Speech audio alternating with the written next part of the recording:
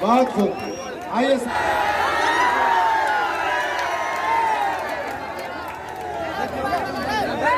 सलाम करता हूं आपकी मौजूदगी को, जो इतनी चिलचिलाती धूप में भी आप यहाँ पर कई घंटे से मौजूद हैं। जब मैं स्टेज पर आया तो मुझे कहा गया कि इधर बैठिए, इधर साया है, इधर कुर्सी पे धूप नहीं है। तो मैंने कहा मेरे सामने मेरे हजारों चाहने वाले धूप में खड़े हैं, मैं इधर बैठूंगा जहां धूप है, मैं साये में नहीं बैठ सकता, क्योंकि मैं जानता हूं कि नया पाने की चाहत में पुराना छूट जाता है। तुझे अपनाऊं तो मुझसे जमाना रूठ जाता है। मोहब्बत पढ़ने लिखने में बहुत आसान है, लेकिन मोहब्बत को निभाने में पसीना छूट जाता है। जो कि हाट वालों, अररिया वालों, मेरा ख्याल है कि आपसे तब मुलाकात हुई थी जब मरहूम तस्लीमुद्दीन साहब जिंदा थे और स्टेडियम के अंदर एक मुशायरा हुआ था और मैं आया था। और वो वही दिन था 2017 का जब उत्तर प्रदेश में योगी आदित्यनाथ को मुख्यमंत्री घोषित किया गया था। उसी शाम मुशायरा था, मैं आपके बीच में आया था। फिर उसके बाद मैं आपके बीच आया था जब तेजस्वी यादव जी के साथ एनआरसी के आंदोलन में, फिर शायद स्टेडियम में ही आया हुआ था, तब आपसे मुलाकात हुई थी। और आज आया हूं एक बहुत जरूरी मसले पर गुफ्तगू करने के लिए। जितनी छतें हैं वो इंसानों से भरी हैं। मेरा ख्याल है कि आजकल नीतीश की सभा में जितनी भीड़ होती है उतना तो यहाँ छत पे बैठे हुए हैं। सलाम करता हूँ आपकी मौजूदगी को।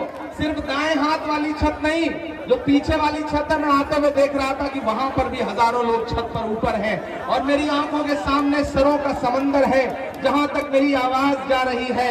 मैं शायद 2 साल बाद अब लौटा, तब 4 मिसरे पढ़ता हूं कि दायरे में सिमट के आया है। सुन के बताना मुझे, ऐसा न लगे कि आप थक गए। थके तो नहीं है ना? दायरे में सिमट के आया है, हर रवायत से हट के आया है। आंधियों को जरा खबर कर दो,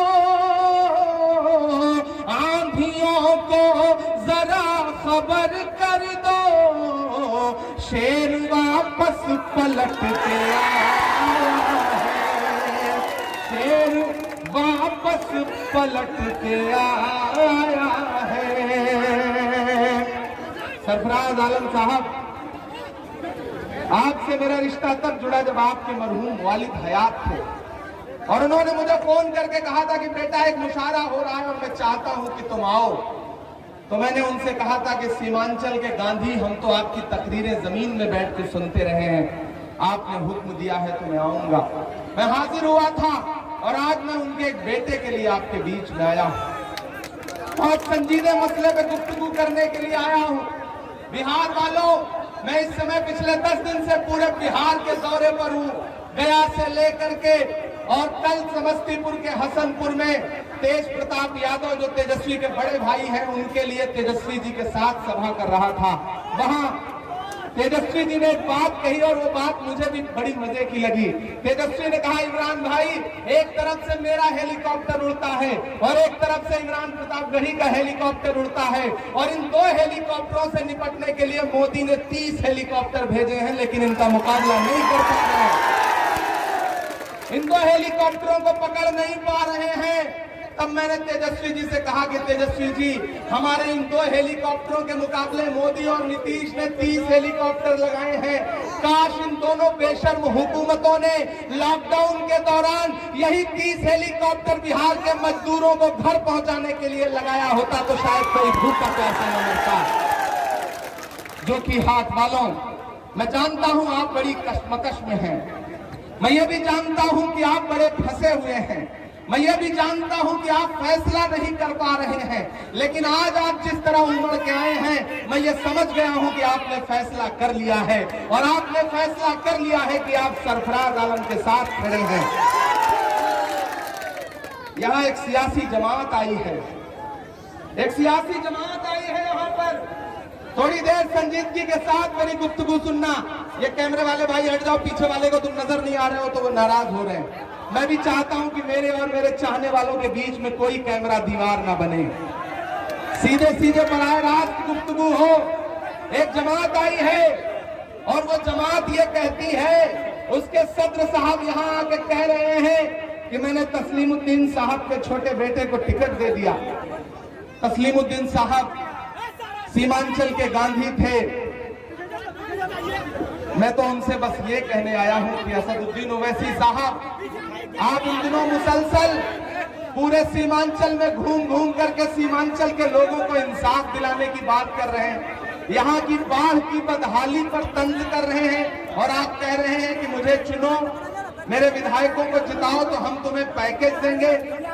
अरे ओवैसी साहब, पूरे बिहार में लड़ाई सिर्फ दो ताकतों के बीच में है। एक ताकत है मोदी और नीतीश की और एक ताकत है राहुल गांधी और तेजस्वी यादव की। इन दो ताकतों के अलावा बिहार में जितने हेलीकॉप्टर उड़ रहे हैं उनमें तेल नरेंद्र मोदी भरवा रहे हैं। यही सच्चाई है। किसको मुख्यमंत्री बनाने के लिए पूरे बिहार में ओवैसी साहब जाकर वोट मांग रहे हैं? अच्छा, वो भी तेजस्वी के लिए वोट मांग रहे हैं? नहीं, वो जानते हो किसके लिए जाकर वोट मांग रहे हैं? कहते हैं कोई उपेंद्र कुशवाहा है, उसको मुख्यमंत्री बनाओ, हमने उससे गठबंधन किया है। और उससे गठबंधन में कौन शामिल है? मायावती जी। मायावती जी का परसों वाला वीडियो देखा है जिसमें वो लगातार कह रही है कि राज्यसभा और विधान परिषद में मैं भाजपा का साथ दूंगी। सुना है वो वीडियो? सुना है? हाँ, मायावती जी कह रही है कि मैं भाजपा का साथ दूंगी।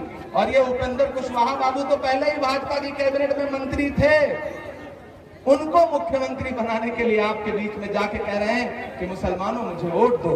मुसलमानों में सीए एनआरसी में मजलिस के अलावा कौन खड़ा था? अरे असदुद्दीन ओवैसी साहब, आप कह रहे हैं कि सीए एनआरसी में कोई राजद का कार्यकर्ता नहीं खड़ा था, कोई कांग्रेस का कार्यकर्ता नहीं खड़ा था। इमरान प्रतापगढ़ी यहाँ खड़ा होकर के आपको चैलेंज करके कहता है कि आइए मुझसे बात करिए, मैं बताऊंगा कि मैं कहाँ कहाँ खड़ा था। अरे मैं खड़ा बाग में 90 साल की बिल्किस दादी के साथ मैं खड़ा था, गया के शांति बाग में मैं खड़ा था, पटना के सब्जी बाग में मैं खड़ा था, टोंक राजस्थान के मोती बाग में मैं खड़ा था, केरल के कन्नूर में मैं खड़ा था, आपके घर से हैदराबाद में 400 मीटर की दूरी पर जो कुली कुतुब शाह स्टेडियम है उसमें भी मैं खड़ा था। मैंने वहां भी सभा की थी और उस सभा का इनाम आपने अपनी हुकूमत से मुझे क्या दिलवाया था? बिहार वालों, आज बता रहा हूं आपसे, मेरे खिलाफ मुकदमा कायम करवाया तेलंगाना की केसीआर हुकूमत ने। मेरा जुर्म उस मुकदमे में क्या लिखा गया है पता है आपको? ये लिखा गया है कि इमरान प्रतापगढ़ी ने हैदराबाद में ये खड़े होकर पूछा कि हैदराबाद में कोई शाहीन बाग क्यों नहीं है। ये जुर्म था मेरा।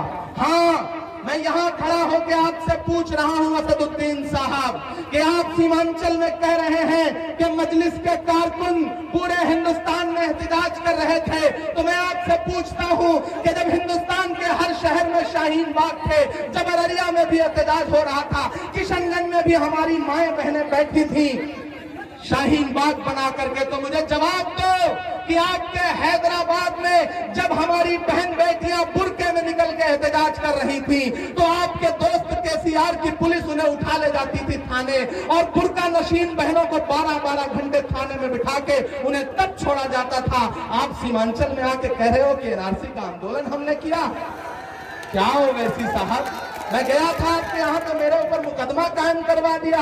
मुझे योगी आदित्यनाथ ने मुरादाबाद में एक सभा करने के एवज में जानते हैं कितने करोड़ का जुर्माना मेरे ऊपर लगाया था? 1 करोड़ 4 लाख रुपए का। योगी आदित्यनाथ ने 1 करोड़ 4 लाख रुपए का मुकदमा लगवाया। ओवैसी साहब के हैदराबाद पुलिस ने मेरे ऊपर कहा कि आपने ये क्यों कहा कि हैदराबाद में कोई शाहीन बाग नहीं है, इसलिए आप पर भड़काऊ भाषण का इल्जाम है। और आप सीमांचल में आके लोगों से कह रहे हैं सीए एनआरसी।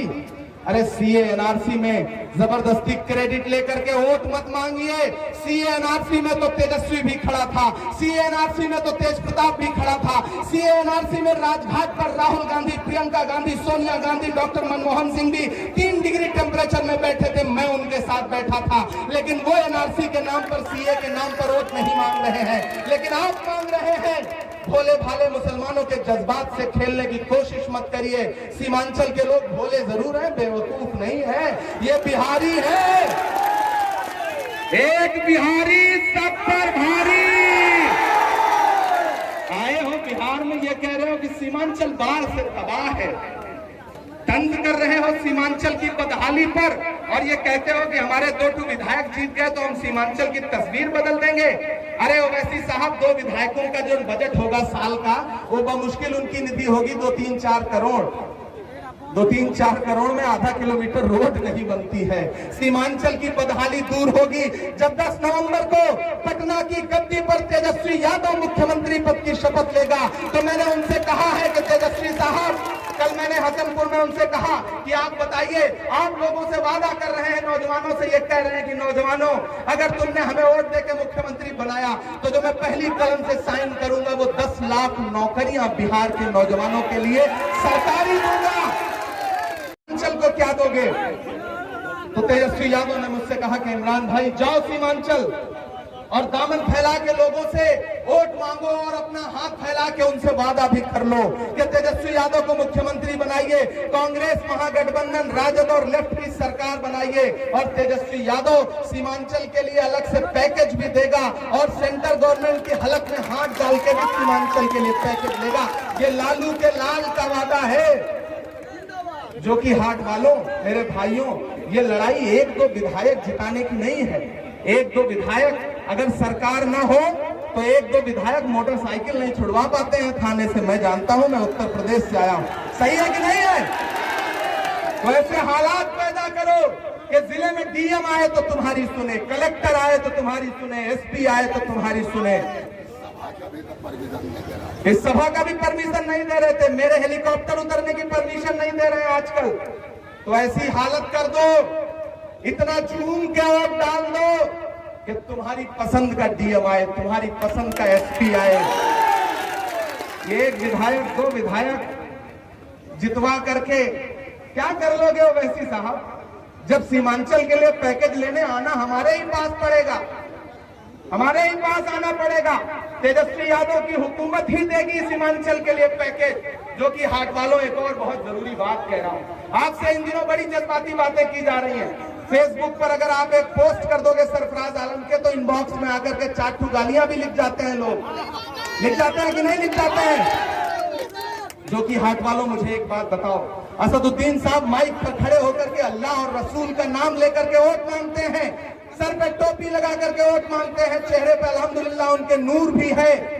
तो उनसे पूछो कि वो इतना झूठ क्यों बोलते हैं, इतना झूठ क्यों बोलते हैं? वो ये क्यों कहते हैं कि कोई एनआरसी और सीए में खड़ा नहीं था? अरे इमरान प्रतापगढ़ी ने सीए एनआरसी में हिंदुस्तान में 63 जगह सभाएं करी हैं। 63 जगह सभाएं करी हैं। मैं इमरान प्रतापगढ़ी हूं, मैं अररिया भी आया था, आप गवाह हैं। आया था कि नहीं आया था? आया था।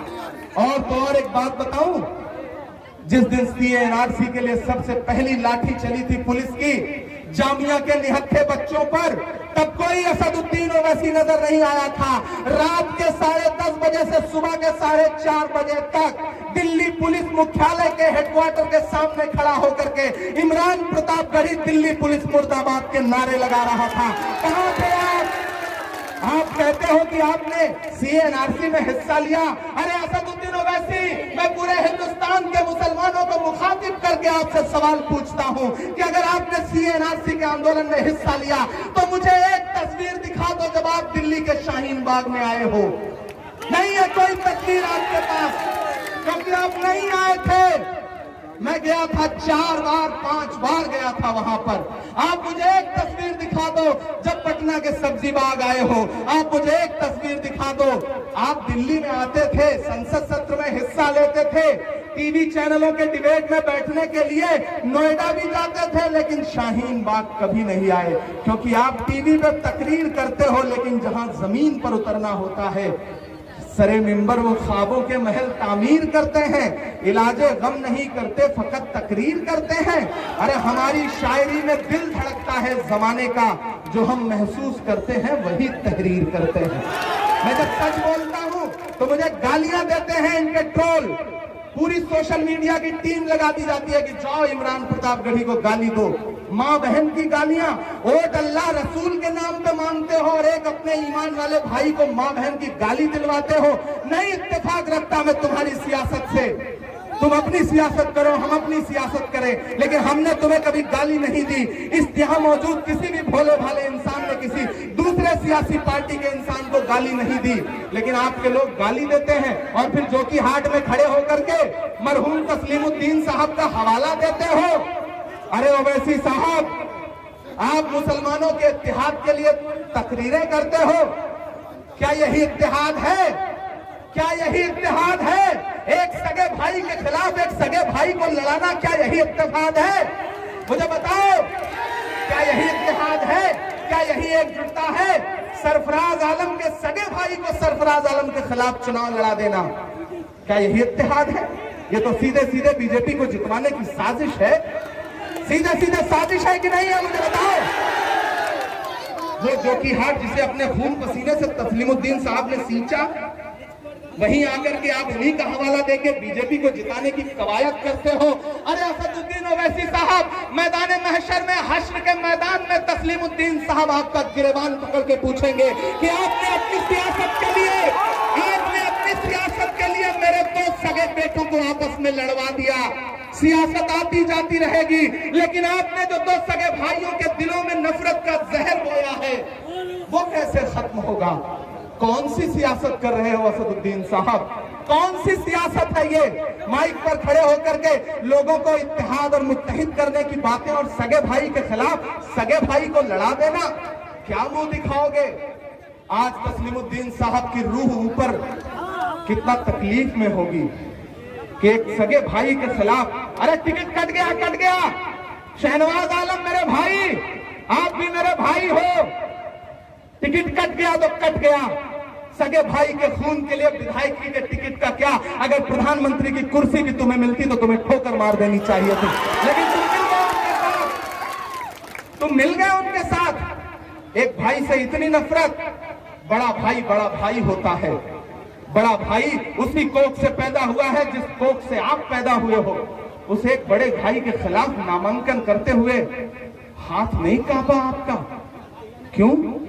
क्योंकि असदुद्दीन ओवैसी साहब ने चाबी भर दी थी, क्योंकि बिहार में सरकार बन रही है तेजस्वी यादव की, तो लोग छोड़ दिए गए हैं। मेरे भाई, ये 1-2 विधायक 3 विधायक जिताने की लड़ाई है ही नहीं, ये लड़ाई है सरकार बदलने की। और सरकार का मतलब क्या होता है, हम उत्तर प्रदेश वालों से उसका दर्द पूछो।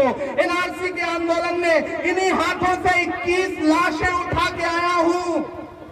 21 लाशें सीधे सीनों पे सीधे गोलियां मारी गई हैं। ये होती है हुकूमत। अगर कोई जालिम हुकूमत है तो उसे बदलने के लिए अगर कुर्बानी देनी पड़े तो देना चाहिए। अगर उसे बदलने के लिए अपने छोटे मोटे मसले, छोटे मोटे झगड़े किनारे रखने पड़े तो रखना चाहिए। मुझे बताओ जोकी हाट वालों, मुझे बताओ कि इस बड़ी लड़ाई में तुम खड़े हो या नहीं तेजस्वी के साथ, राहुल के साथ? ऐसे काम नहीं चलेगा। एक एक हाथ उठा के बताओ, छत पर भी जलोगे वो भी बताओ। उठाओ हाथ, एक एक उठा हुआ हाथ बता रहा है कि आप खड़े हो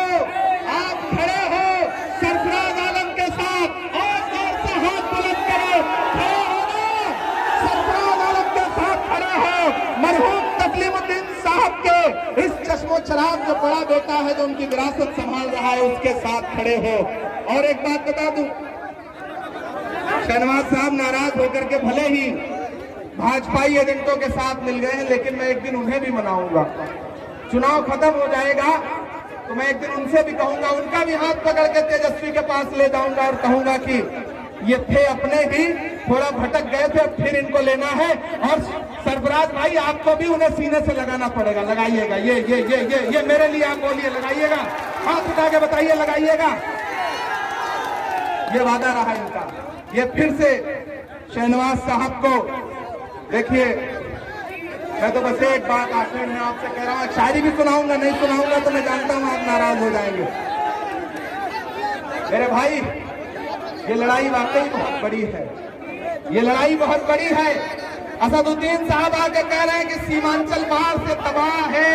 अरे असद साहब, सीमांचल के लोगों पर तंज मत करिए, ये सीमांचल है, यहाँ के लोग किसी के टुकड़े पर नहीं पलते, अपने खून पसीने की कमाई से अपना घर बनाते हैं। इन्हें लालच मत दीजिए। आप कह रहे हैं कि सीमांचल के लोग बदहाल हैं। हाँ, सीमांचल में बाढ़ आती है क्योंकि नेपाल से पानी छोड़ जाता है और वो पानी यहाँ की मिट्टी को बर्बाद कर देता है। लेकिन मैं आपसे सवाल पूछता हूँ कि आप यहाँ आकर के सीमांचल की बाढ़ पर तो बात करते हैं, लेकिन पिछले 1 हफ्ते पहले, 1.5 हफ्ते पहले आपके हैदराबाद में सिर्फ चंद घंटे की बारिश में 29 लोग पानी में डूब के मर गए और आप उनके जनाजे की नमाज में शामिल होने के बजाय यहाँ लोगों से वोट मांगते हुए फिर रहे हो। हैदराबाद पुकार रहा है, जाओ हैदराबाद को देखो, जाओ हैदराबाद को देखो। उन 29 लोग जो मारे गए हैं उनकी मदद करो। कुछ तस्वीरें तो आपने वायरल कराई। मैंने सुना कि यहाँ तकरीरों में ये कह रहे हो कि मैंने चीफ मिनिस्टर को रात 11:30 बजे जाके मुलाकात करी। अरे असद साहब, जब पूरा शहर पानी में तैर रहा था तो रात 11:30 बजे क्या हेलीकॉप्टर में उड़ करके चीफ मिनिस्टर के पास गए थे? यार इतना झूठ क्यों बोलते हो मेरे भाई? सियासत करो, झूठ मत बोलो।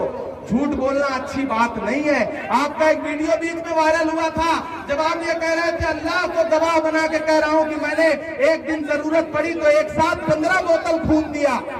बताओ, जो कि हार्ट वालों को 15 बोतल खून एक साथ दे सकता है?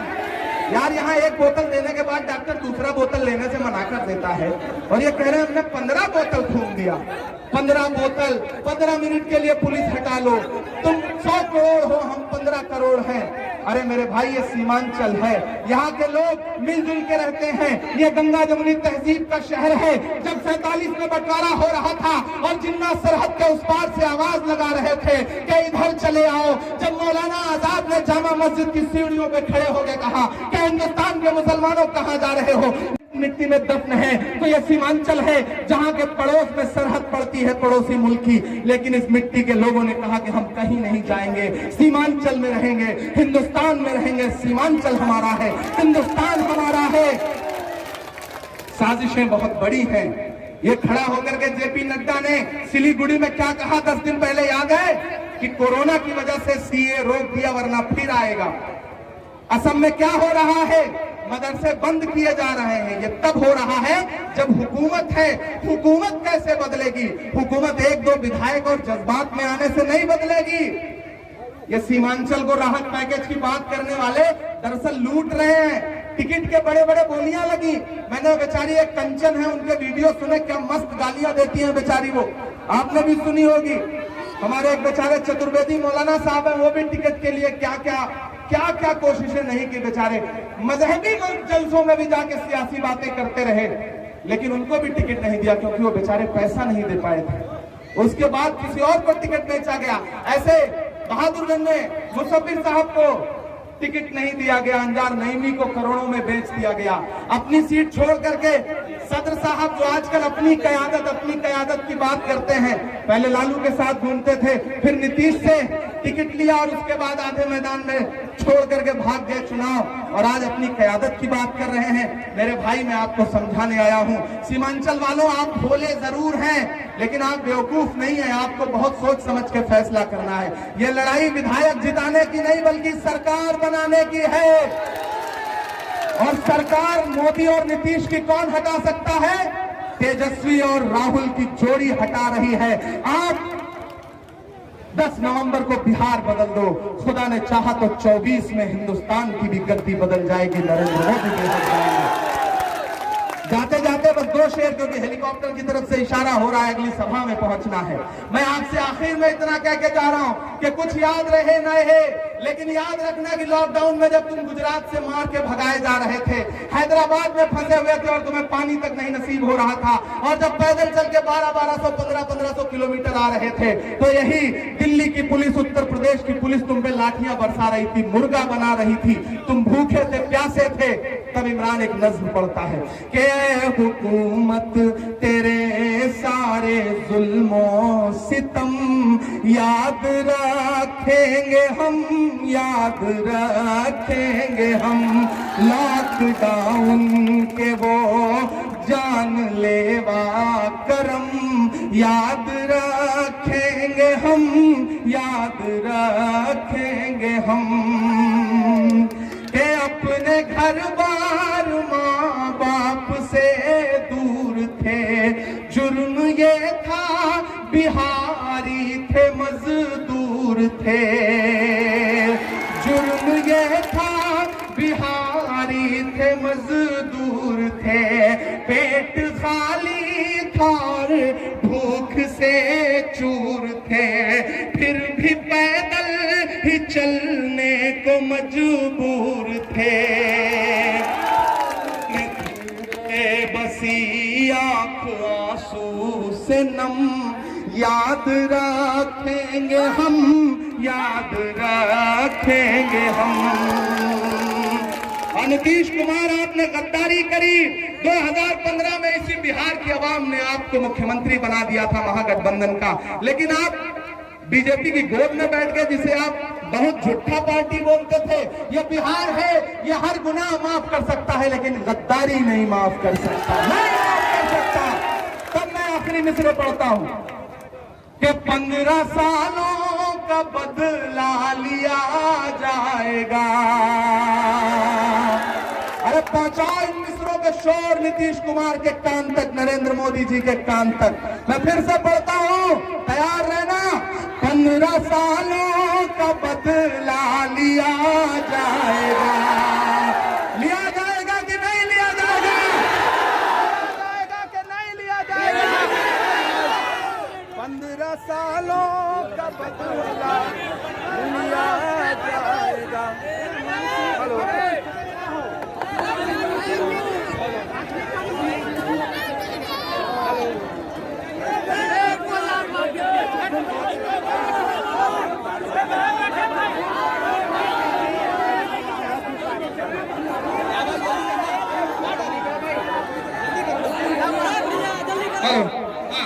15 सालों का बदला लिया जाएगा, सब सवालों का बदला लिया जाएगा। चलते चलते जो थे पाँव में पड़ गए, चलते चलते जो थे पाँव में पड़ गए, ऐसे छालों का बदला लिया जाएगा। अरे लिया जाएगा कि नहीं लिया जाएगा? लिया जाएगा कि नहीं लिया जाएगा? अरे बताओ, जो कि हाथ वालों सरफराज को जिता रहे हो ना, देखना मोदी जी, देखना तोड़ देंगे तुम्हारा भरम, याद रखोगे तुम, याद रखेंगे हम, है हुकूमत तेरे सारे। अगली सभा के लिए देर हो रही है, आप सरफराज भाई को जिताओ। इसी जगह पर जीत के जश्न में फिर आऊंगा और